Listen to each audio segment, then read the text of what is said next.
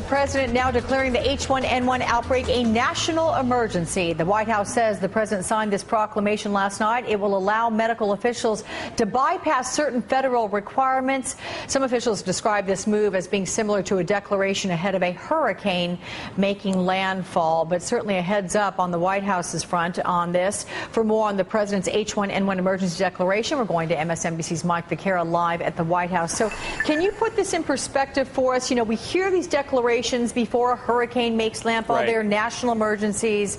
It waives certain federal requirements. How does this work in a health situation like this?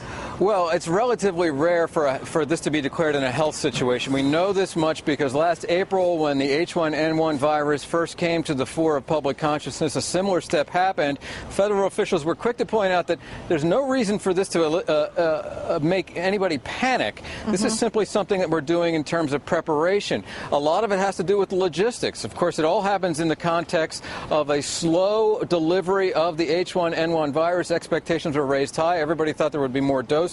You've been talking about it all morning, Alex, and now they're talking about November.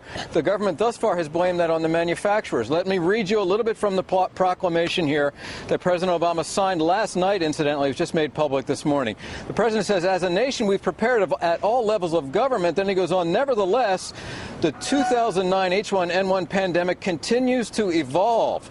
The rates of illness continue to rise rapidly within many communities across the nation, and the potential exists for the pandemic to overburden healthcare resources in some localities. Thus, in recognition of the continuing progression of the pandemic and in further preparation as a nation, we're taking additional steps to facilitate our response. And he goes on later to reiterate that this illness may overburden healthcare resources. We've already seen lines. A lot of that has to do with the shortage and the shortfall of the vaccine, which they had expected to see more of at this point in the process. Right. Okay. And of course, the White House has no control at this point over the development of that vaccine. That is something that scientists and medical officials certainly do. And apparently for many, that can't get out there fast enough. Okay. Mike Vaquera, thank you very much for the update on the breaking news from the White House. And for the latest on the government's response to the H1N1 outbreak, you can all log on to flu.gov.